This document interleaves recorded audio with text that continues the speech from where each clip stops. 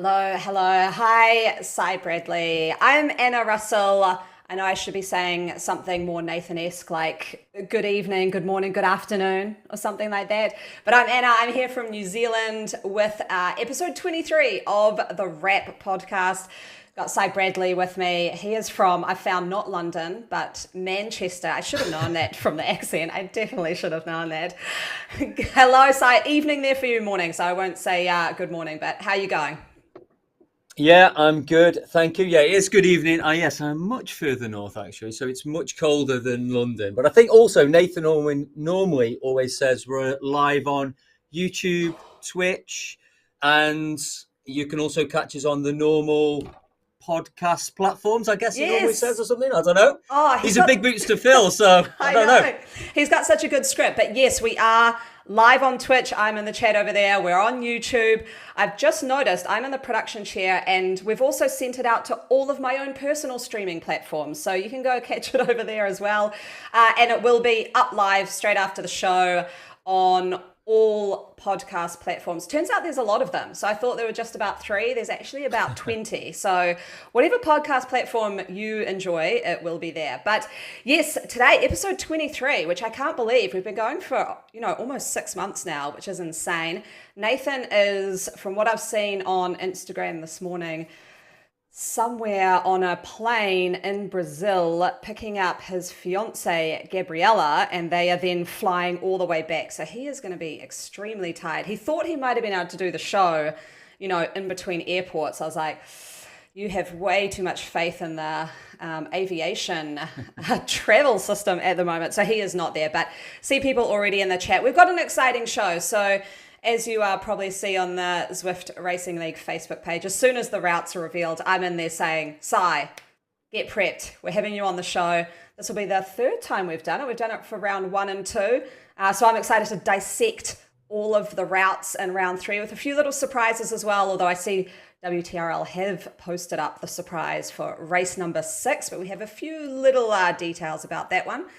And yeah, otherwise then it's straight on to the fashion in the garage. We're going to talk about what we're doing as the podcast Christmas New Year ride next week. So I've finally settled on that, and James Bailey from Zwift has very kindly said he will set up a last minute event for me. I'm that terrible person that messages, the day before everyone goes on leave. But Sai, we'll kick it off with, what have you been up to over the last week? Well, it's an exciting week, of course, because the inbox lights up. I know this time of the year or this time of the month when the routes are announced. So yeah, it's been pretty busy.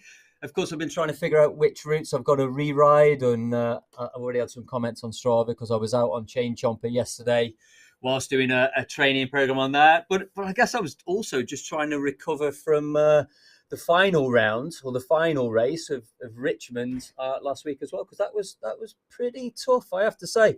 And I was recovering from COVID as well. I'd had 3 weeks on and off with COVID, bit of an injury that we talked a little bit pre-show as well. So I've been trying to fix that. And then just trying to keep in the good books with the coach to get back on plan and ready for the next round that starts January 10th, I think it is. So it's been a busy week. Yeah, we were talking pre-show about how you were faithfully sticking to your training plan and not racing as much as you'd like. But I think a few people are missing you, so you might get in a cheeky race. And I've just outed you to your coach, who I think might listen to the pod now since he was a guest. And he had a very popular show. Now, I will go back to your coach for a sec because he devastated me during the show by saying that coffee and cream, so an espresso and cream, is no good. I just don't know if I can drink plain black coffee, the little dash of cream. And I messaged him afterwards with a whole bunch of different kind of cold brews and with like a photo of the ingredients and was like, are any of these good? That's amazing. Please. And he's like, they are all rubbish. I was like, oh. So, and I had a couple of people message actually and say, that show was great, but my heart is broken on the coffee discussion. So what have you changed with your nutrition with having this coach on board now? Because he's quite into that. Yeah, you know what? He covers so many topics. It kind of blew me away when I first took him on as a coach, and actually amazing me. I know James Bond. I say that every time. I said that in the videos. I keep calling him James Bond. James Barnes, sort of put me in touch with him, and so I immediately got in touch. And he knew more about the way I was racing or not racing, and the sort of where I needed to improve more than I did. And so it's super impressive. Coffee without milk in the mornings, I've also dropped. I am a black coffee normally drinker, but my morning brew is normally a milky cappuccino. But I've dropped that this week myself as well after some of those comments. And also, he's got a background in sort of biomechanics and bike fitting. I think he probably mentioned that last week as well. And people may have seen, I have a bit of a leg length difference, which I put a video out this week if you want to go and check it out over on YouTube. But actually, I sent some videos over to Alex, and he spotted it. Even from the grainy videos that I'd sent him from the cave here. So I was having a few hip problems, adductor problems, and so on. So I went to see a biomechanist here because obviously Alex is in Finland, and it's a little bit difficult to get a pass from Mrs. Bradeley at the moment to go to Finland for a couple of days to see Alex. And it turns out everything that Alex had gathered from a very grainy video that was exactly happening. So hopefully we're sorting that. I've now got like a 5mm raise on this right leg in the shoe. Wow, that's a lot. So it's quite a bit. I am having a few aches and sort of growing pains, I would say, this last couple of days. But I'm feeling much more comfortable when I'm sat in the saddle. And the power numbers were absolutely all over the place in terms of where my power through the left and right side. All last summer when I was racing outdoors, like 55% power through the right leg versus 45 on the left. So hopefully those numbers will start to even up, and hopefully at some point I can start to push out some more power as well at some point as I get more efficient. So it's quite a bit's changed, and hopefully I can start to work my way up and not float around the lower A's, but compete a little bit more in these A races. But looking at some of the courses, that might not happen round 3. Oh, well, I was going to say, watch out round 3. I think that's awesome. My week has been actually getting back on track. I had 2 weeks of really down with kids sick and me sick. And anyway, enough of the sickness. That's in the past. But yeah, it's I actually finally got on and did a hard effort last night with the NZ Bro TTT crew. And that was 2 laps of Bologna, which was, as a TTT. It was one of their Christmas special ones, I think. But I was going to do my Everesting on Tuesday, and I've pushed it out a week because I still am not 100%. And I was like, I don't think riding. Everesting? Yeah, in real life Everesting. So, there we go. I'm going to try and set the New Zealand record. And my local tri club has been awesome, and they've actually put a thing out, and they're going to have a barbecue running all day. People are going to join me at 4 a.m, and the big thing for me actually is not the climb, it's the descent. I'm really, really bad at descending. And so people are going to pace me on the descent, like go in front of me so I can follow wheels. Anyway, so I went on that Bologna course, which I felt was perfect. I did the whole thing up out of the saddle just to get like the quads, a bit of work. And then next week, I think I'll do the TTT up Alp to Zwift. They usually do that. And I'll try and do that at 100%. Trainer difficulty. I see that PC Yoda Aaron Bleakley's in the chat, so he'll like that. He told me I should be doing more 100% TD and prep. So I'll do that and try and do, one corner out of the saddle, one corner in the saddle. And hopefully that'll be enough training for the Everesting. Other than that, I need some more information on this climb. I mean, how far is the climb? How many repetitions on this climb have you got to do?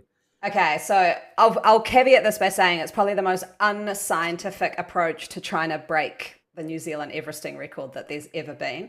I think it's around 107 laps of this climb.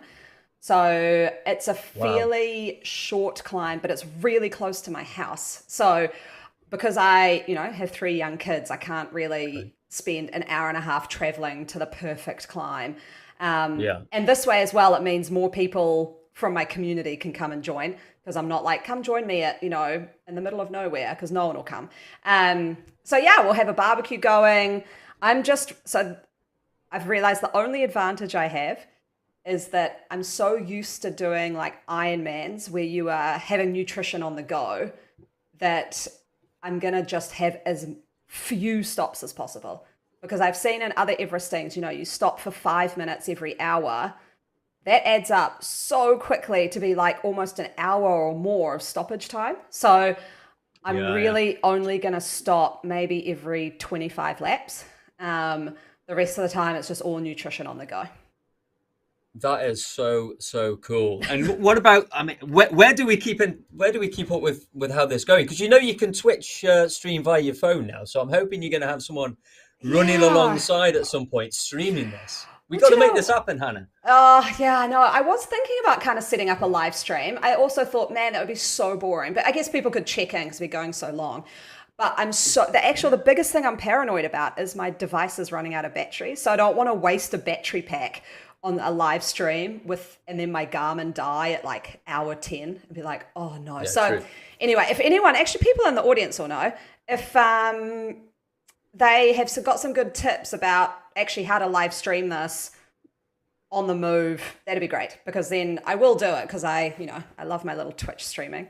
But anyway, enough about my Everesting. I feel like I've been going on about it forever, but I'll probably talk about it next week too because it'll be way closer. At the moment, I'm like, And so you should. It's a big thing, honey. You should.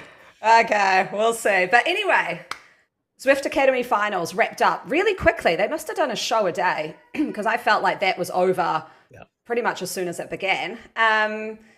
What were your thoughts on, I guess, the whole thing and then also the winners? Yeah, I think. I mean, I really enjoyed it. I was literally refreshing the phone, waiting for it to go live that first day, because obviously one of my teammates also was down to do Zwift Academy, made Oh, it to the finals with Liz, one of your oh, teammates as well, yes. actually. Yeah, yeah. So she was down, and so really gutted for Liz that she got COVID, because I know she travelled out there. And I think she was, in the holding hotel ready to start, and Oh, then unfortunately came on with COVID. So that was gutting. But I think, knowing Liz, she's chin up, moved on, and focused on the worlds, no doubt. And then the other one, Will Loudon as well. He rides for actually one of the local teams here, although he's not local. The team's based here, which is the Watch Shop. You talk about kits on it. The Watch Shop kit, if you ever get a chance to see it in real life, is phenomenal. It's like tiger stripes, but in oh, pink and purple. oh, But okay. it's not as bad as it sounds. I promise, it's quite good. But let's get back. So, and again, another rider struck down with COVID midway through. But I thought it was really good. I actually liked the fact that they did the show every night. I would have Mm, liked to have seen a little bit more of the sort of the pre-academy stuff. So the process they went through to get to those finals in a bit more detail. But I guess that's difficult when you've got so many riders, trying to get onto the final five, if you like, to make that pro contract. But yeah, it was great, and obviously some of the finalists there, we see racing ZRL week in, week out. So that's also fantastic to see. And again, what I did like as well is the follow up that we had from last season as well. So we got a little bit yeah. more insight of what those guys had done this year as well with Maud and things. So yeah, I really enjoyed it. What about yourself? Yeah, I think, yeah, I kind of tuned in each night. I actually got my kids to watch it too because they see me on the indoor trainer and then I was kind of showing them like, hey, these are the best riders on the indoor trainers. And so they actually really enjoyed it too. Um, I was a bit disappointed about all the women crashing in the last episode. I felt like it Yeah. had, and I think that's why they may have asked that leading question at the end, like, do you think this was because they didn't have enough road experience? Because I think it just, like, crashing's never nice, but I was like, oh gosh, everyone's going to go, oh, it's because they're virtual riders and they have no idea how to descend. Yeah, And, yeah. I just thought that, like, that was really frustrating just to watch. And also that they took out the pro rider and she broke her wrist. I was like, oh no, that's Yeah. like the Agreed. worst case scenario. That is so bad.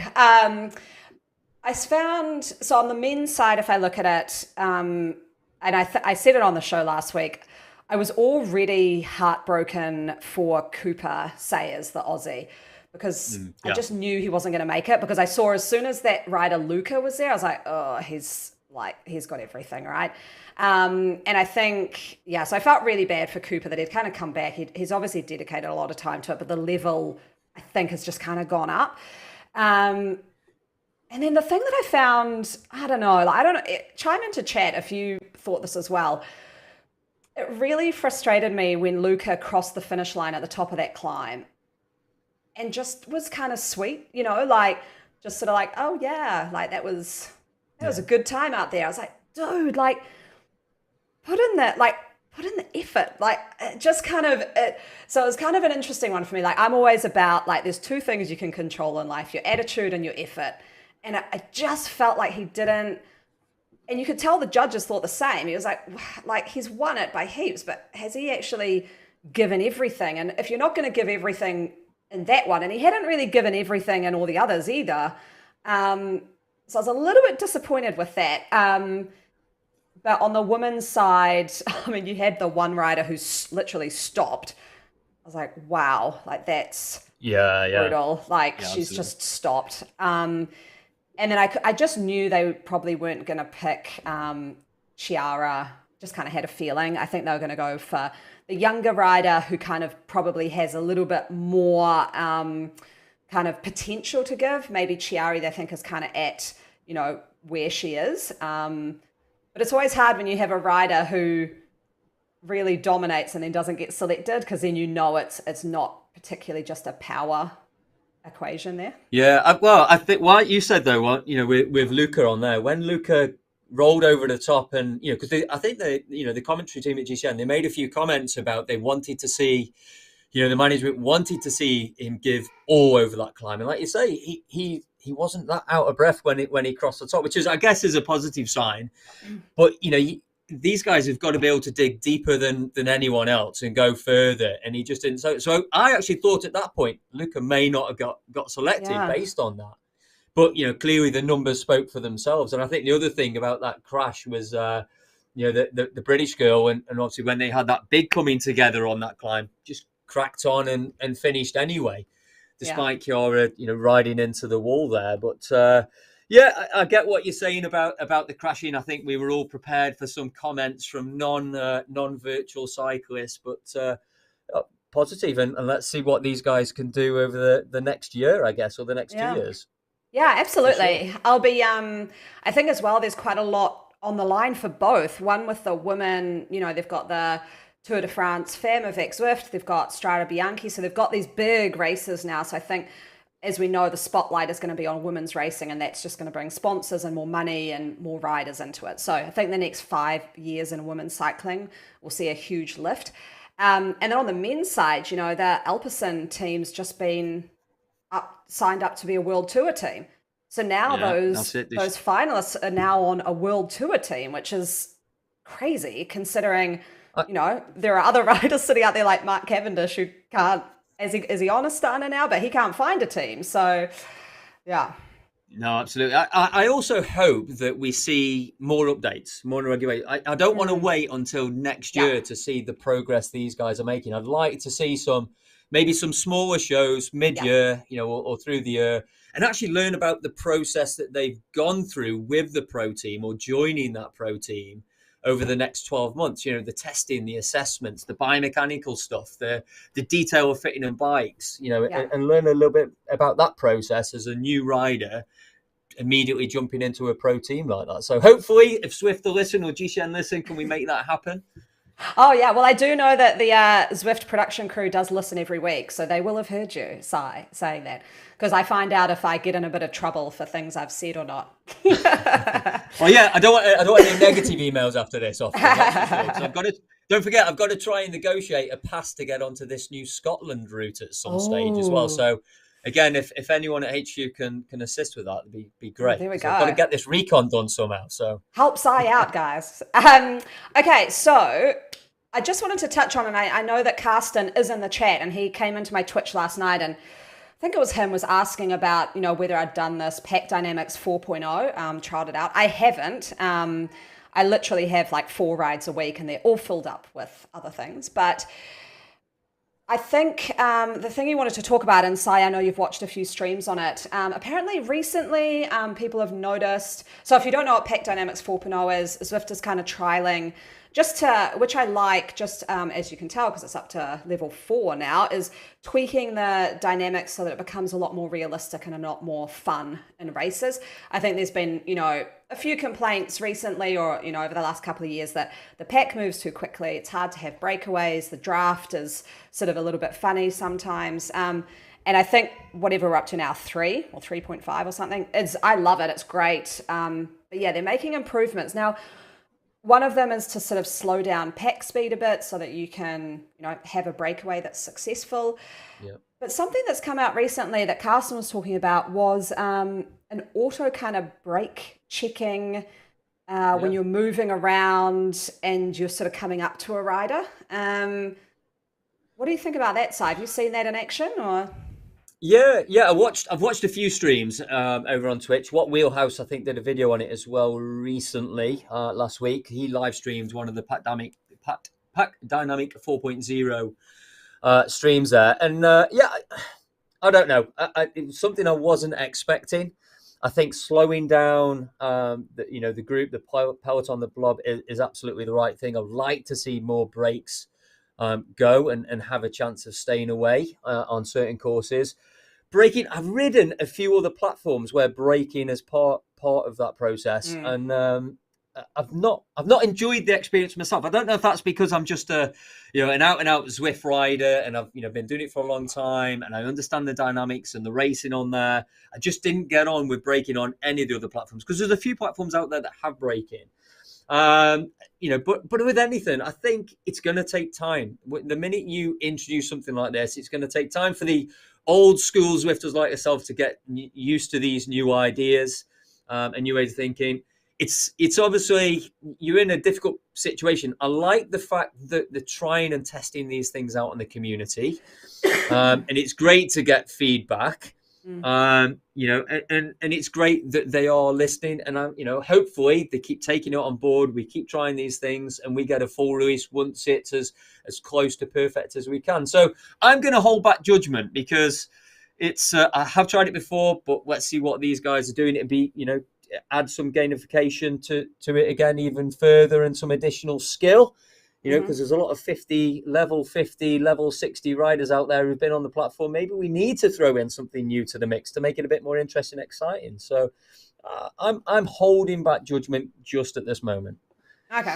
I'm always excited by things that are new and shiny. And like I said, I loved when they released this 3.0 or something. It was a little while back, just because I thought the pack, I'm not an in real life rider, so I have no idea what it's like to ride in a pack, but I know from watching that you can see when a pack slows down, because when the peloton slows down, all the riders are along the front, and it just kind of looks like that. And then if it speeds up, it goes into that kind of arrowhead formation, and then you get the lead out trains. And I think I love that now, because you can visually see when you're riding when things have slowed, so you can just kind of slow it and know that, hey, that's a great time to attack, or I can take a recovery, and there's a diamond shape, someone's pushing pace somewhere, I don't know who it is, but let's go. So I really, really liked that. And I think if there's any improvement on that ability for a breakaway, that would love it. So from like a absolutely commentator point of view, the races you watch where someone has actually achieved a breakaway and they've made it stick is just the most exciting thing ever. And then I guess if we go really awesome would be some way to have that lead out train opportunity. So enough of a sort of way that you can feather the draft so precisely that you can keep a train in a pack and then lead your sprinter to the line. Like, again, that would be awesome. That'd be so cool. So cool. But it'd be interesting to see how it's going to, mention that, it's going to be interesting to see how it affects the team time trial as well moving forward, because that's another thing. I watched Nathan did he's been doing these review videos of his own ZRL races, right? So I saw he did the time trial one.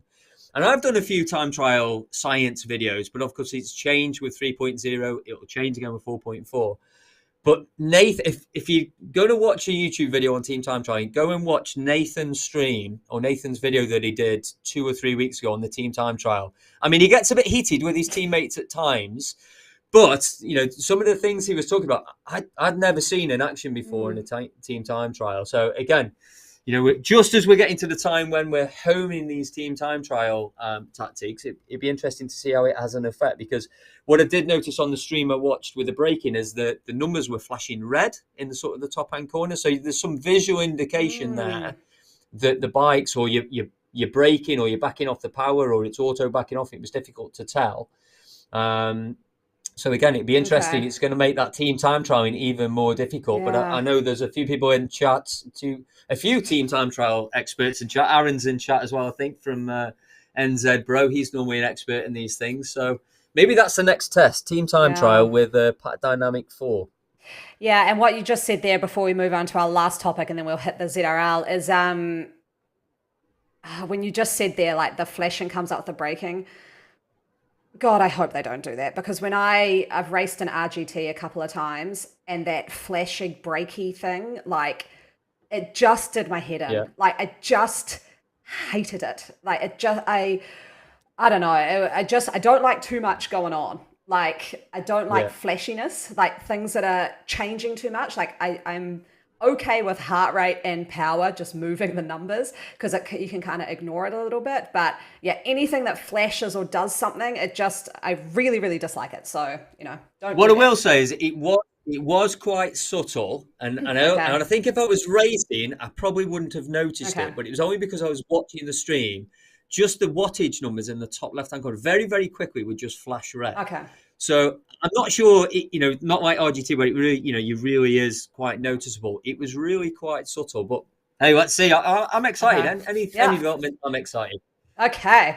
Okay. Last thing I wanted to chat about was the Festive 500. Now, a different chat, I think, from what people may expect. So I actually saw don't ask me who posted it, but I saw something on Instagram, I think it was, and I don't even know who the person was, but it was a really, really great post about the Festive 500, which essentially said, hey, this is really great, but remember, this time is actually when most of you are on holiday, and most of the time it should be prioritized to friends and family and relaxing and getting ready for the year ahead. So, I mean, from knowing when I've done Festive 500, in years past, and I've got 3 little kids, and it was riding for 2 hours every night, sometime until 11 o'clock at night, just to get in those last Ks, a lot of rides with Coco Cadence at the time. So I think just as a little sort of reminder to everyone, don't feel like you have to do it. I know we see a goal there and we go, oh yes, let's knock that one off. But just remember that it kind of does take time away, that you could be going, hey, maybe I haven't seen that friend in a while. A lot of us have had a funny few years of not seeing people. So yeah, just maybe think about that. That was my little PSA on the Festive 500. No, I think you're right. It should be a pilgrimage to do at some point, but it's not something I'm with you. It's not something I could do every year. I think it's, I mean, first of all, Alex Coe, the coach, wouldn't let me do it, I think, now, because I've got to stick to plan. But also, I want to, it's about spending time with the family and kids. So, yeah, I could go with that, Anna. Yeah, nice. Well, there we go. We've done our little happy priorities PSA. Okay, into the meat of the show. Let's do it. The ZRL round 3 route reveal. So before we go into the routes, I do want to touch on a couple of things. One is that I felt quite proud of myself with this. I got to say that I went over to the WTRL website and I just was like, oh, is my team registered? Oh, let's have a look at the scoring. Has anything changed? And lo and behold, there was a new line in there called SBP. Like, what is SBP? It's not FTS, it's not FAL, it is segment battle points. Now, I messaged Martin and was like, please give me a teaser or tell me what this is. So it's not released yet, but he would say that it's going to put everybody against everybody. So every single person will score a point with segment battle points, and it'll be a race within a race. So that's kind of interesting, because unlike FTS, which goes they both go 10 deep, FTS and FAL, both 10 deep, different kind of point structure. Yeah. Segment battle points is for every single person out there. What are you thinking? Because he also said this has allegedly never ever been done on Zwift before. I mean, conjecture. What do you think, Si? What could this be? I can tell you, I have spent 3 days hounding everyone I know. Within Zwift, I've messaged Eric Schlange at Zwift Insider a few times. I was messaging you as you were messaging me, thinking, do you know anything? I honestly don't know. I mean, it was briefly mentioned midway through the last round that something would change. But sometimes you see these posts on Facebook and will it happen this time? Will we wait for the next season? But it's coming. It's happening this time. But I genuinely have no idea. So when you sort of teased me last night to say that you were, be careful how I say that, but you were talking to Martin over at WTRL, then I was quite excited. So I don't know. I couldn't even take a guess, to be honest. I'm clearly not intelligent enough to work on these point systems. Okay. But yeah, it'd be interesting. But I think it's one of the gripes that we needed to solve within ZRL, that if you're not at the sharp end, particularly on some of the more sprint heavy stages, how can, apart from the finish line points, how can more people play a role in the team? So a great idea, and let's see what spring. I hope we get some information before I've got to record the recon at some point between Christmas and New Year. So Yeah. I'm going to continue to hound Martin and the team at Zwift myself to try and get some information. Well, I mean, if I look at it sort of, okay, so you've got FAL, so it's not going to be anything like FAL. It's not going to be anything like FTS. Obviously, we've already got those.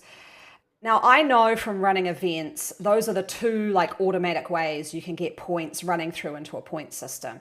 So this is, if it's something new, either they've had to build in a complete new structure to get these points. Yeah, they're going to have to do it outside of the Zwift Power, I guess. Exactly, which I think Martin does anyway. I think he pulls it into his own system, which is why he can do this and probably why it hasn't been done. And then I was thinking, okay, well, the simplest thing would be everyone gets points at a segment and it goes all the way through the field. But then I'm like, well, that's pretty much FAL, right? Because, or FTS, depending on how you do it, it just goes deeper. So why wouldn't you just do FAL and FTS the whole way through? And then I thought last night, what about if it was a segment? Because we're looking at segment battle points. And I initially thought, okay, everyone's battling on a segment. What if it's a segment between each other? Like it's a battle between segments. I don't know how they would do that. But as a team, you could insert tactics as in like, we will go for a battle on this segment, like this sprint. And then another team might say, we're going to go for this thing on a climb. So I don't know. I was kind of like, maybe that's... Well, now you've mentioned that, what about you're going to have certain riders on certain courses. So take the Neon Flats course this time around, which is a very sprint heavy course, like most of the Neokyo's courses.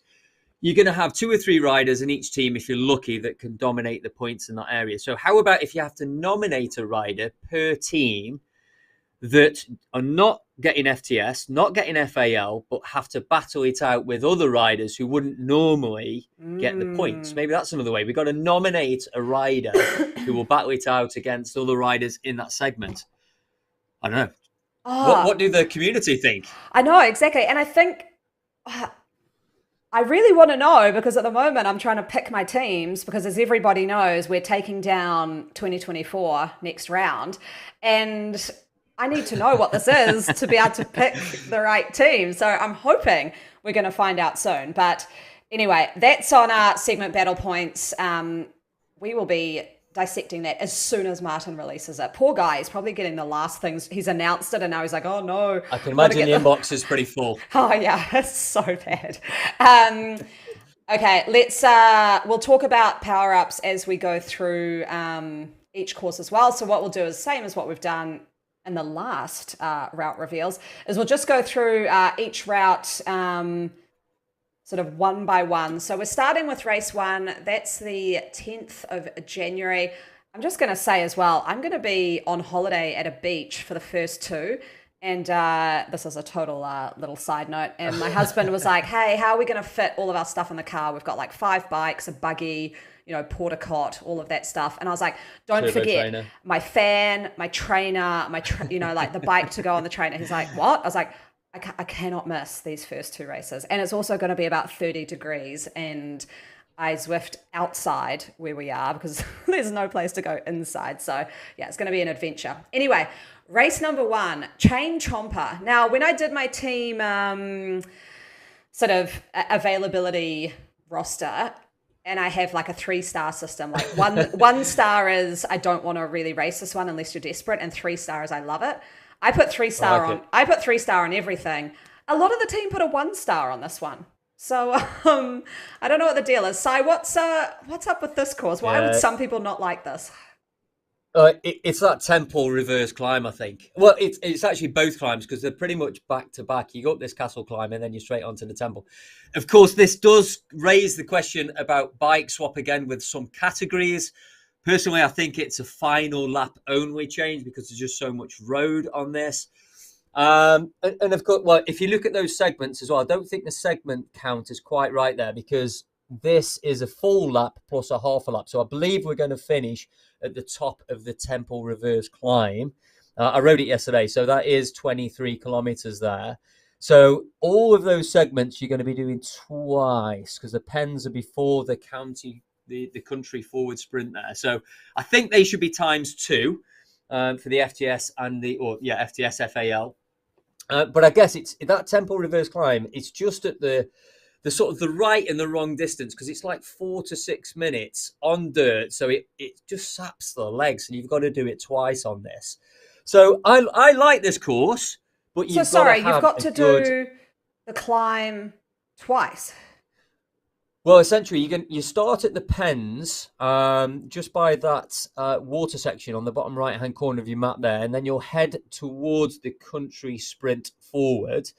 Then you take the castle climb. Then you'll do the temple reverse climb, back round, back through the sprint, back up the castle climb, and you'll finish at the top of temple reverse climb.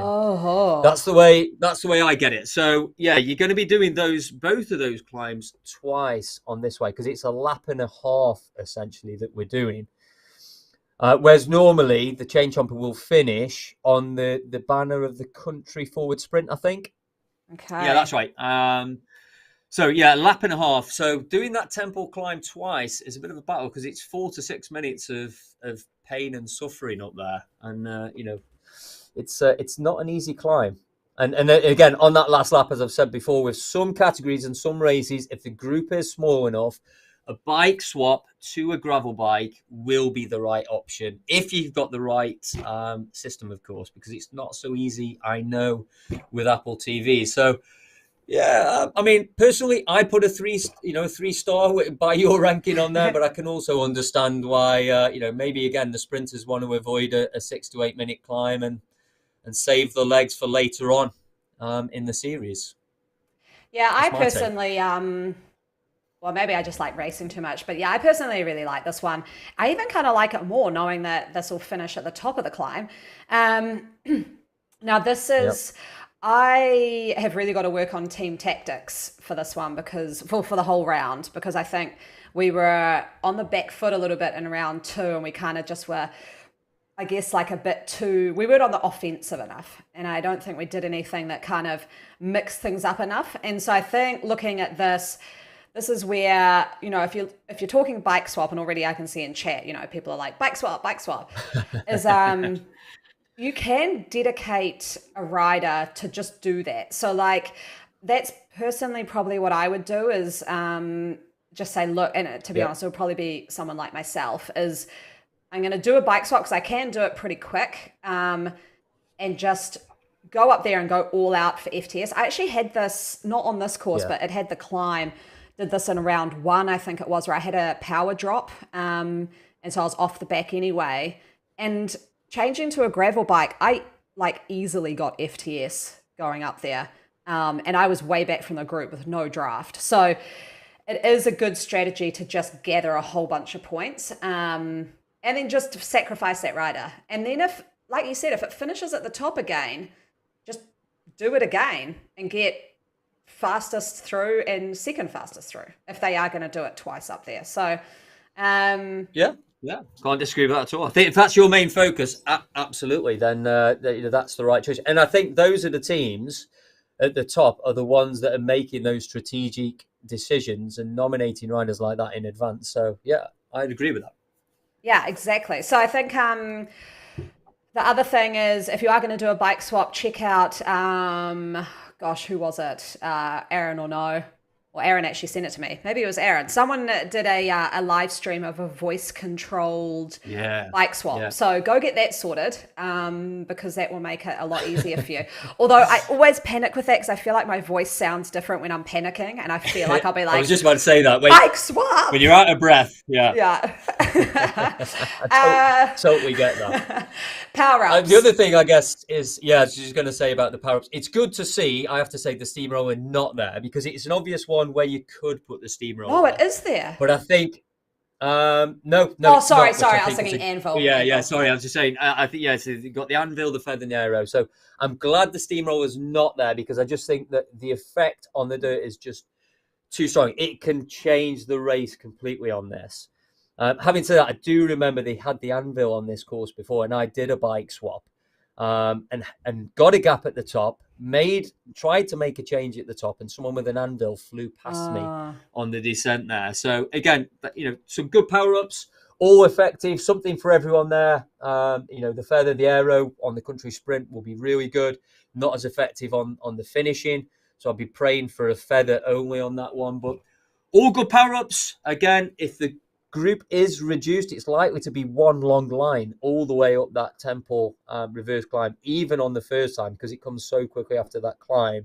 That anvil could be used quite effectively down the other side. Again, if you've seen people do bike changes, that could be really useful for closing gaps on that descent before you're back on the road. So I'm happy with this course. No complaints for me. 3 stars from Sai and Anna. Okay, race number 2. Now, I do want to say, there has been some chat, and now I don't want to bias because I know our team isn't the best at team time trials.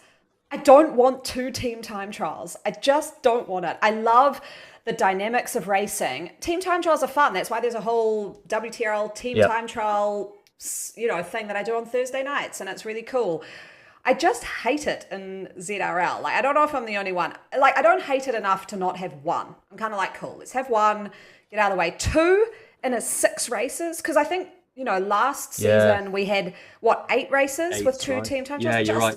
I'm actually going to send Martin a note after this, and again, I don't want to be biased, but I'm like, ditch a team time trial and add back in out and back again. So we'll see what everyone comes up with, but anyway, that's my little rant on I don't want 2 team time trials. It's almost season over for us with this one, with 2, just because you have riders who, sometimes aren't so great at Zwiftcraft, but they can just put out power, and there we go. You can do reasonably well in a TTT. But Magnificent 8. Now, Nathan Guerra's in the chat. He agrees. So I think we've got enough firepower here to ask Martin to change this. But Magnificent 8, I mean, it's before I actually knew that this was a TTT and I just saw that it was a route, I was also kind of like, this is would have been a cool race route to have a segment in that desert again. Yeah. But what are your thoughts, team time trial? Yeah, I mean, I'm with you generally. I think now it's a 6-race series. I just want to see 1, and I like to see early on in the series as well, like this one. I think this is a good course. This is a testing time trial course, though, because you have got the Zwift KOM in there, KQOM, should I say, quite early on in the course. So it is challenging. You've got to make sure you get, particularly on a Tuesday, because you've only got 6 riders as well. You've got to pretty much make sure you get 6 riders, because then you've got long flat sections through the flats of the desert and the Fuego. So it's challenging, and you've got to be really, really communicating a lot. But there's some great opportunities. There's something for everyone. Again, if you can get all the team over, the power teams, the teams that they know what they're doing in terms of the roll through. Again, go and watch Nathan's video on the flats, can really make a difference. So, yeah, again, good course. We've done this before. I think we did this last year. So whatever season that was, this time last year. But I checked my recon videos, and it was exactly pretty much 12 months ago to the day when we've done this before. So, yeah, good time trial course, good mix, good distance as well. And I think it's a good time for a lot of, time-wise for all categories there. But yeah, let's just leave it at this one and get that race 6 moved to race 5 instead, I think. So what's the deal with the power-up, the drafting power-up? Now, I see it there again. I know last round it was there as well, but it only worked for if you're on a road bike. So is it just for people who have a huge aversion to being on a TT bike and they've got something there, or will it work with TT bikes, do you think? It does work with TT bikes. If I yeah, I'm 90% sure because we had this discussion on the last race as well. So I'm 99% sure it definitely does work with the time trial bikes. I don't know if that's a WTRL only thing. I honestly don't do too many time trials. But it definitely worked on the last race there with WTRL. So Drafan, again, it's just about communicating. Um, we're going to see some fast time set, I would say. Yeah. Whether it makes a big enough difference to set some record times on there if we've got drafts, because I don't think they typically have a draft on a Thursday or power ups on a Thursday. Oh, they night. don't. Be interesting. 6 riders with a power up. Could they break 8 rider times? Again, Nathan in chat, he might have an idea on that one. But yeah, it's fine. I think there's 3 occasions. You're going to have top of the KQOM. You'll have 1 segment through the Fuego Flats, and is there a 3rd segment banner that will go through on Somewhere in the Magnificent Eight? Yeah, maybe. I think it's just the KQOM and the Fuego Flats banner. So yeah, 2 opportunities I think on this course to pick that up. But I'm and sure you'll get correct me if I'm wrong. You'll get a power up out of the pens, right? When you go under the you will. You're right. Yeah, so correct. Yeah, correct. Okay. Race number 3. Now, this one excites me. I mean, I'm 3 stars on everything, even the TTTs. But this one excites me now because we've got the segment up the leg snapper. If we didn't have that segment up the leg snapper, which I don't think we definitely didn't do last round. I don't think we've hit this in WTRL yet with the segment there. Maybe round 1. Correct. Like a lifetime. No, you're right. No, you're right. We didn't. So if we didn't have that new segment, I'd kind of be like, okay, Innsbruck ring. But now we've got that. I'm like, yes, because with our mutual teammate Liz Van Helling, I did a course around here and raced her up there as a practice, and it was so fun and it was really great. So I'm quite looking forward to this one, and yeah, it's a tried and true. It's a good test, but I think just with that segment, there is a lot more chance of a breakaway to the line, because if you make it up that segment with a bit of a gap and you can just hold it on the down, this is where I potentially would have preferred to see an anvil as well, because you could use the anvil on the down, you could get FAL through the last time on the sprint, and then you could almost take that all the way to the line. But yeah, Sai, what are you giving this as a star rating? Yeah, I think this is another 3. I've said this numerous occasions. This is one of my favourite courses in Zwift, full stop. Especially in Oman A, because I could just about survive the snapper with the A's. Anything longer, generally, I've been spat out the back somewhere and trying to find the laughing group at the back. But yeah, I love this course. I mean, I don't know what races you've done, Anna, but even without this segment, this leg snapper strung out the riders and caused gaps. So they almost treated it like a segment anyway, I think, when you get on this course, because it's pretty much the only place on the course that if you want to try and break the group down, that's the only place you can do it. And you're right, though, it's not just about the climb. I've also done the famous Liz Van Helwyn leg snapper repeats. But it is about that descent over the other side as well. You know, if you're not on a wheel as you kick off, as you take that right hand turn there, it takes a lot of work to get back in, and that sprint comes so quickly as well after that descent. It's not a short sprint, this one either. So this is a really tough course, but if you really have got that punch, this will suit those punchy riders, as you know the final race of the last round did also, round Richmond. But again, adding the segment, that's just a Sadie's trick, adding the leg snapper into a segment there, because that's going to rip the legs off. But it'd be interesting, again, are riders going to be able to roll over the top and still hold on to take the FTS through the forward sprint as well after going all out on that leg snapper? Again, I think you've got to balance your team here and maybe alternate your laps if you're going for the FTS. You're still going to have to work to stay in a decent sized group through the leg snapper. But is the same rider in all divisions and all races going to be able to do the snapper and the sprint and pick up FEL and FTS? I think not. So you're going to have to think about nominating some riders for these particular segments. But it's another one of those courses where, riders are going to be all over the route for sure. And I think nice to see that it's 35 kilometers, which is still, it's not short, but, it's not, we're not looking down the barrel of a kind of Richmond course where it's, near on 50K, adding an extra lap here. And that just, it just becomes such a huge race of attrition. I think the power-ups to, what you're saying there with team tactics, I think if you've got a team where you've at least got kind of 4 of the 6 of you who will always be in that front pack, is you've got to just have the flexibility of tactics based on power-up, in my opinion. So if you, because thinking about when you'd get the power-up, you're just going to get it at the start-finish banner before you go towards that leg snapper. Now, if one of you's got a feather, now I'd be saying, okay, well, you're all in for the climb. And the other 2, if they've got an arrow or a draft, or the other 3, you're going to have to say, hold on to that, because we need to know that you can use that for the sprint afterwards. So I'm all about taking away chance. So, game theory is, just putting as much in your control as possible. Nathan, if he's still watching, I'll love that because I'm a control freak. But I have found that works. So don't, dropping an arrow on the leg snapper, there's not a huge benefit there. The steepness is you're not going to have a draft anyway, and so the drafting power up won't work. So don't be afraid to hold on to those and then know for sure that you've got them at the next sprint. Because I think what I've seen is that the people who do that, like I've looked around and gone, why is that person not dropping a power up here? Because they must have one.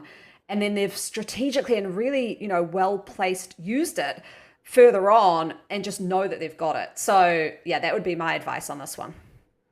Yeah, I think so. You've got to be making those decisions on the fly. You've got to be on chat. If you're competing at the sharp end as a team, you've got to be doing that. And I think, admittedly, when I remember season 1, a couple of years back now, a lot of the time we wouldn't get on Discord. We just race. I know I've said this before. We'd race for the victory. But now, pretty much every race, there's something going on in terms of power-ups or strategic decisions in terms of segments that you've got to be on Discord for all routes now.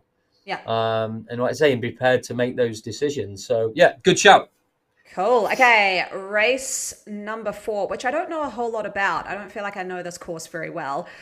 I've definitely raced it, but it's not Sprinters Playground, which I know very well. This is Neon Flats, so another scratch race, 2 laps, around 30K for the A races, I think. It might be the same for the others. Now we've got Aero, Draft, Ghost, which I think Ghost is really, really good in Neokyo. Now the reason I say that is because there's so much you're in that dark landscape. There's a lot of lights going on. You kind of see all the jerseys out, and it's really easy to miss a ghost. From the squiggly lines down there, it looks as though you go through the arcade here. Do you? But if we... you will go through the arcade for sure. Yeah, towards the end. Yeah. The arcade, great place to drop a ghost, in my opinion. It's so hard to see people off the front there with that carpet that you're riding over. So I love that power-up's here. And mostly, it's not Sprinters Playground, but it's got 3 sprints each lap. Now, I'm looking at the sprints there. We've got Castle Park actually, you do Castle Park twice. Okay. You've got that sort of funny loop at the left-hand side as you look at the map there, as you go through the park. So you go through Castle Park Sprint, you then loop around the harbour area and then back in to the Castle Park Sprint again before doing the rest of the course, then getting on with the rest of the course and heading towards the arcade. So you start with Tower Sprint, then Alley Sprint, and then you've Alley Sprint, and then you've got 2 Castle Park Sprints back to back, essentially. So again, it's like last time we were in Yokio, you're going to have a lot of sprints. I think last time it was 12 sprints that we did on the last one. And this is 3 laps. So same again, right? Is it 3 laps, this one we said? Or 2 laps? 2 laps. 2 laps. 2 laps. 30K, So again, it's 8 sprints in total. So not quite the 12 that we've done before. But again, it's all about that decision making. When I generally do these courses, race these with a team, What we tend to do is alternate the sprints with a couple of sprinters, because there's no way with some of these sprints as well are pretty long. Alley sprint is a long one. Tower sprint is longish. Castle Park is just over 300 meters, if I remember rightly, on that one. So doing them back to back, generally speaking, when you're Nokia, you get about 1,000 or a kilometer to 2 kilometers in between each one. And when you're in a big group, that recovery time is pretty short. So unless you're an absolute beast and your recovery is absolutely on point, you're going to have to rotate around riders for sure. But yeah, good course and I just think there's a good mix this time. We've got a puncher's course, we've got that chain chomper early on, which is you sort of got that 4 to 6 minute climb, and then we've got an out and out sprint. So far these first 4 stages I'm really happy with. I think it's a really good mix, something for everyone, and a challenge. I know there'll be some complaints that there isn't like an out and out long climb, but I think that chain chomper is, along with Castle Climb, is enough in my opinion. Excuse me, chat, if they think differently. But again, I like this. And power-ups, Ghost, I still think should be longer. Yes, but again, 15. I think, again, 30 might be too long, but it just needs to be extended a little bit. But again, you time that right, disappear just as you sneak off the front. That Ghost could be really super effective for some FAL and finish line points here. But it's also a really interesting finish, yes, because obviously you come through the arcade, people always go early on this finish. I've perfected the Ghost on Castle Park sprint. So I love that they've got Ghost there. I just know exactly when to drop it, that I can get away and stay away. Again, really, really awesome course for Ghost. Just so many places you can, because I think, with the Ghost only being 10 seconds, in any other world, it just doesn't work. So you've got to be at the front of the pack to actually get the 10-second advantage, but everyone sees you disappear. Whereas in Neokyo, just because there's so much going on, you do disappear, even if you're at the front of the pack and people don't always notice. So yeah, I'm excited about this one. I do like the little climb in there sometimes. So I don't know what Neokyo course it could be that we could have in another round, where you have the sprints, but then also the rooftop KQOM. Because I do like that one, as just to mix it up a little bit and break things up. Because most people get back on, but it does just detonate the legs a little bit. Okay, here we go. Another TTT. Yeah. And it's a proper TT course, this one, RGV. Was it Route Grande Vitesse? I think it's called. We've done this plenty of times before. It's used frequently on a Thursday night. It's inoffensive, I would say, as a team time trial course. Again, it's one for the tacticians. It's one for the slightly bigger, stronger wattage riders, I would say. There's only really one tricky section on this. I know we've got the aqueducts. I mean, is it a KOQOM? I'm not quite sure. That's about the only thing. But then you've just got that twisty section that comes down the river as you head back towards the marina, where, again, if you've lost riders, you just need to be a little bit cautious on there. But the rest of the course is pretty inoffensive. It's just those really tight, twisty bends down by the river as you head back, where you have to watch it if you're down to 4 or 5 riders. But and a good distance as well. I think that's a good distance for all categories there at 25k. So again, you're not going to be on the road for too long with that one with 6 riders. Absolutely. So that little squiggly bit is called Les Intestines. So the intestines. Wow. There we go. Which is kind of not great to think about when you're on that part, because it'll make you feel pretty ill. I would say there's 2 kind of, not danger points, but points where you could potentially have to drop a rider.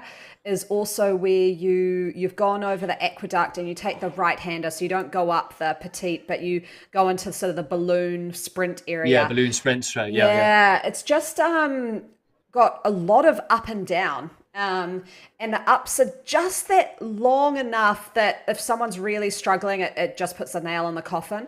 I would be looking at that area that you could end up dropping down to 5 riders and then dropping one last rider if you're doing that kind of strategic dropping in the Les Intestines part, which is also a little bit... I don't know what camera angle you use, but with camera angle 1... you can feel really... I don't say if Nathan's in the chat. I'm not saying. Okay, you can feel a little bit ill in there because it's so twisty turny, especially on TT Yeah. bikes. Yeah. I don't know if anyone listening or watching did the Bologna TTT last night, but man, there were parts of that downhill where my head was spinning out because you're doing these hairpins at like 100k an hour, and for some reason, just the look of a TT bike, you're just kind of winding around. So yeah, just be careful. You might need the spew bucket next to you for that last little part of the race if you've pushed it hard and then getting motion sickness as well. Yeah, well, just stick with camera 3 like me. You're all fine. There we go. Okay, so this is the last one, which is not actually the last one. So I'm not going to click on it. So in case you haven't seen the Out and Back Again, even though I was actually personally very excited about this route. We all were, yeah. Yeah, we're all a bit excited. We're actually going to be heading to Scotland, but because the new Scottish Mac is a little bit embargoed with, as Si mentioned, he can't even get on there to recon it. It'll be embargoed, I think, until World Champs. So we may not know about this till very close to race day, which is kind of good because it means that, you know, people don't know the course. It's unfamiliar, and that just throws up a whole bunch of cool tactics you can try because people don't really know what you're going to do. So race 6 is Scotland. It's going to be a 3-lap route. There'll be 2 segments per lap. There'll be a bit of climbing, around 32 kilometers and about 260 meters of ascent. So if you're looking at kind of what's up there at the moment, that would be a little bit less. Some of the Yorkshire courses are similar as well. Yeah, I'd say, I mean, Innsbruck Ring there is 308. So if you're looking at, I think, you know, it'll be 3 laps with a minor climb on each lap and probably a sprint on each lap is what my guess would be. And I think, yeah, if you want to like recon something similar, like elevation wise, like you said, I think the Yorkshire courses, from looking at what Scotland looks like, it's very bumpy with very little flat. Yeah. I don't think the climb will be anything too crazy, but I think it could be similar to that Yorkshire KQOM. You're from that part of the world. I mean, and that part of the world is Scotland close enough to Yorkshire? Not really. Okay. But just looking at, I've seen some of the course profiles. I think Eric over at Zwift Insider put some of the information out there that is out in the public domain. So yeah, I've looked at some of the Yorkshire courses, some of the shorter ones, and I think it's going to be similar.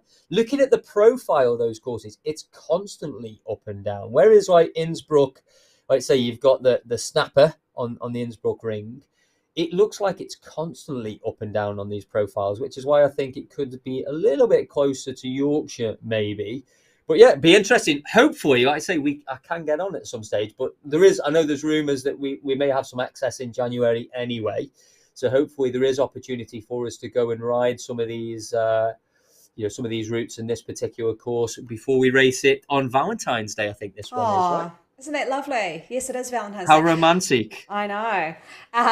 Get on your bike without your spouse and partner and... Yeah. Okay, so overall, I mean, you said you liked it because there's, you know, a bit for the punchers, a bit for the sprinters, a bit of a mix-up. I'm excited for a new world, and apparently Scotland is going to be great for races, so it could be very tactical. I like the power-ups that are on offer. I also am very, very excited about segment bonus points when that gets released to see exactly what that could be, because I know we've kind of talked on the show. Battle points. Battle points. I think we've talked a bit on the show about the need to kind of reduce the impact of FTS so much. So yeah, what are you excited about, Si? Yeah, no, I'm excited about it. I think there's a really good mix there. Let's just get rid of one of the TTs. Get Out and Back in there. Or if we don't see Out and Back this time, I want to see it in the next season because I do think that's a great course. The power-ups, again, I just hope they work this time because we know we had a few issues last time. So if they're there, they're on the list. Let's make sure they work. And a lot of people didn't. I don't mind people not getting them. But if they're going to work, they need to be pretty consistent across the board. But I know that's something that the whole team over at Zwift and WTRL have been working on. But I like it. I think there's something for everyone, for sure. So just excited to see what we see in Scotland. If you see it popping up on my Strava in the next couple of weeks, I'm probably recording. And there's plenty of recon races coming up, no doubt, from the usual teams and clubs out there. Get some of your training done on these courses over the festive break. I'd say, yeah, that's a great tip as well. And I know your coach, Alex, actually said that when he was on the show and we said, what's the best thing to do in prep for ZRL round 3? And he said, get on and recon the courses. Yep. So get on and, I'm already looking at this and being like, this is actually kind of good interval session. So go ride the Chain Chomper course and go hard on each of the climbs, do 2 laps of it, Go head on to Innsbruck Ring, do 4 laps and go full in for the climb, then try and do a sprint and then sprint for the finish. Then, so go mix your training up with the routes, I think. So that was great advice from your coach. And I think that you'll see a whole lot of us, me included, out there riding some of these courses. Yep, fantastic. Okay, so we're into Nathan's favorite part of the show, and I bet it is yours too, Si, not just mine, is that fashion. I've been excited about to see this. Yeah, I've been excited about this part. Okay, so this is just Jersey of the week, of course, festive period on Zwift. I almost always forget that this jersey is there until I see people riding with it. Now, it's a little bit of an Easter egg for people. So I'm sure everyone who listens to this show would know exactly how to find this.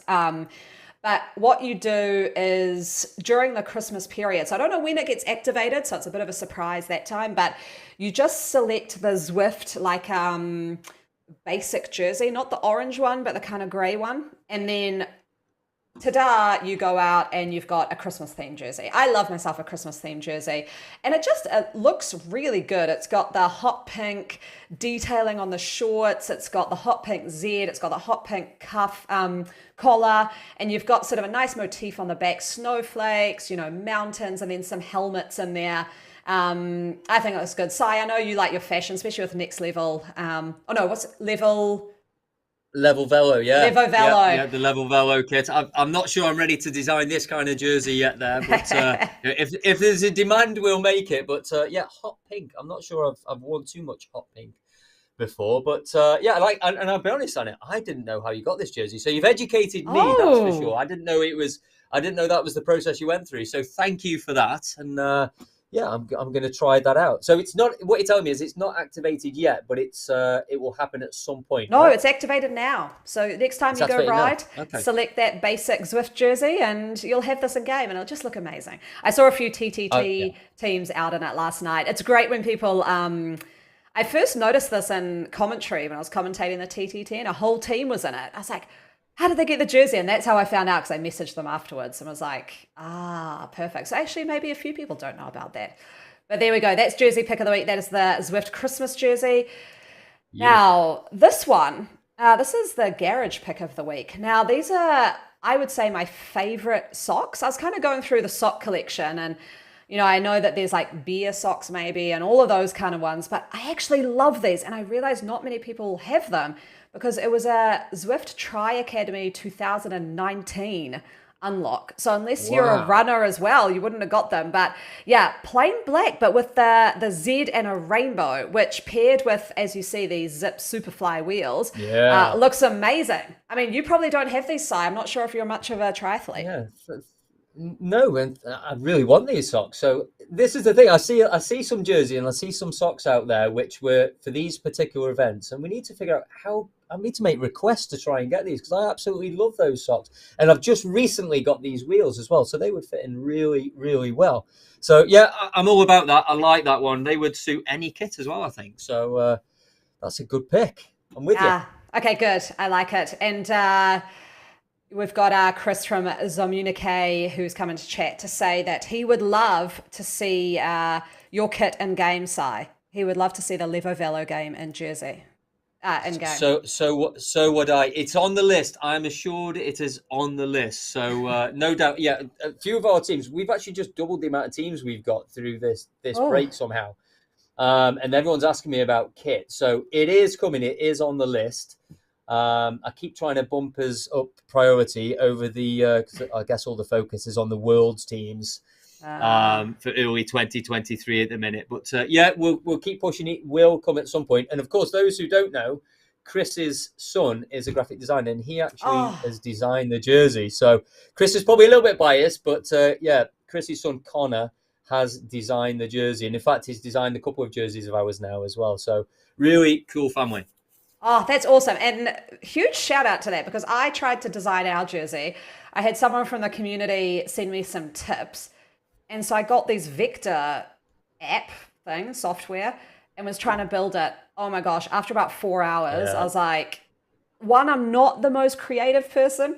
And then two, I'm trying to put in all these blocks. I was like, I like upskilling in a whole lot of places, but I had to call it quits and be like, I am not an in-game jersey designer. So yeah, all credit to those who do it. Reach out to Connor. That's what I would say. Okay. Let's make that Connor's full-time job. Yeah, Zwift jersey development. Love it. Okay, so I have finally come up with an idea for the podcast holiday ride next week. So originally we were going to do the live podcast while Nathan and I were riding. But after some thought and a few people in the Discord who were like, great, let's race. I was like, to be honest, the podcast will just turn into heavy breathing. And it's just, I don't think that would be pleasant to listen to. And I think... no comments. Yeah, I mean, some people might like it. Could be a thing, right? So then I thought, okay, well, we still want to do it around the podcast. So what we're going to do is, and I'm absolutely unabashedly taking this idea from the Kiwi Crew Riot race, because I was actually on that ride as a warm-up last night, and it made me, light bulb went off. So we're going to do a podcast ride at 11 a.m. Central Time, 5 p.m. GMT, which is an hour before the podcast goes live. So that will be when the ride will be about 45 to 50 minutes-ish. I've got to pick a route, so maybe you can help with that, Si. But basically, about 30 minutes of the ride will just be a group ride, chat, all of that kind of stuff. And then the last 10 to 15 minutes will be the riot. So that will be the full race, no holes barred, go for the line. And then Nathan and I will not have time to shower, and we'll just basically come straight onto the pod and do our podcast. So I was thinking a route, because I want to do it sort of route-based, not time-based potentially, so that you're actually racing. Or you could do it. Anyway, we're getting an official event set up. So I'm thinking route-based, almost like an after-party kind of route. So you do maybe Leaf Hill. Or is there a route that would take, approximately 45 minutes where you could really just race to the line in the last 15 minutes? Or I guess you could race to the line based on a kilometer. So with 8 kilometers to go, we're all in. Maybe something like that.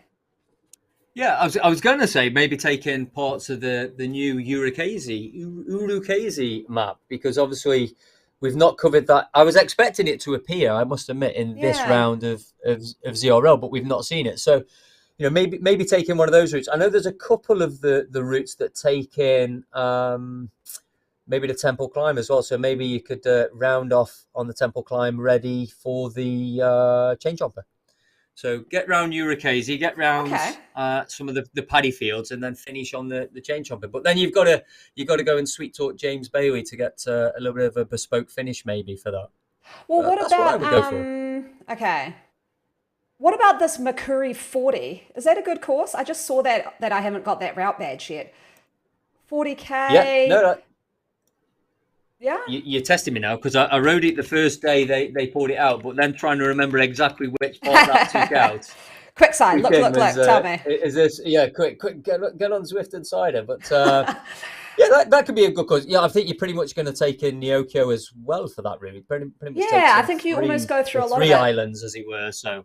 Okay, so you're a top A rider. How fast do you do 10K in if you're racing? How fast is a 10K ish in a pack? Man, I don't know. I can't think.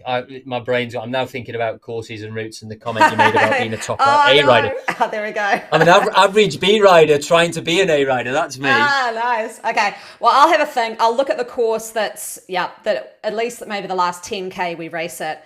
I think Makuri 40 could be good. 30K. 40. You do your 40 in about an hour, 50 minutes to an hour. I think you'd be good. Yeah, ride 30K, race 10. Yeah, I think we're good. Maybe race 15 if we're feeling frisky. I'll make the call on the day.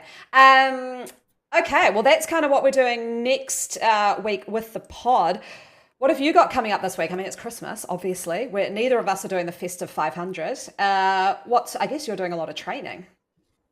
Well, tomorrow, I'm quite excited because tomorrow is my last hard session before Christmas. So I did a sort of zone 2, zone 3 ride this morning. Got up nice and early, got that done because Mrs. Bradeley was telling me that I needed to help with a bit of shopping. So I've got my last hard training session tomorrow. And then I've got 2 days break, which is going to be good. So I'm going to have plenty of turkey and Christmas pudding. And then, I'm straight back into the training plan. Although, as I said to you off air, I am going to try and sneak in a few races in between Christmas and New Year, just to add a bit of spice and fun into it. But I've not made any decisions yet, so I'll keep an eye in the chat and Facebook, and maybe some suggestions can come in. But I just want to get tomorrow's anaerobic threshold session done, and then have a beer and maybe just relax. Oh, that sounds awesome. Yes, I've got my tri session tomorrow, which I'm finally going back to, and we do a criterion. And there's been way too much smack talk from the dudes there because I won it, and then I had to have a big break. So I'm going to go back tomorrow. My bike's been nicely tuned and try and slam that one. I'll be doing a lot of recon interval sessions, I think, in the next week. Probably the TTT up Alp to Zwift next Thursday. But yeah, other than that, I mean, Christmas with 3 kids under 6 is a very, very exciting time in the house. So I am super pumped about that. I was talking to Sai. If any of you tune into my Twitches lately, my 3-year-old son has been extremely into streaming and chatting on the mic and getting on his bike. So I'm going to sort out a Zwift account for him so that at least he can be looking at the game as well instead of sort of looking up at my TV. So that's a little project. But yeah, I'm excited about that. And I guess we will see everybody at the Festive podcast next week. Thank you so much for coming on the show, Si. Not only were you the guest, but you were the co-host. And I hope you have a very, very safe and happy Christmas with your family. And no doubt we will see you, hopefully, for the ride next week. Yeah, absolutely. I'll join you. Merry Christmas to all the community out there. What a great bunch. And thank you. I'm just glad you didn't put Scotty the Squirrel in place of me. So thank you very much. And if I don't see you in between, well, I'll see you next week and then in the new year. Sounds good. And as always, everybody, ride on.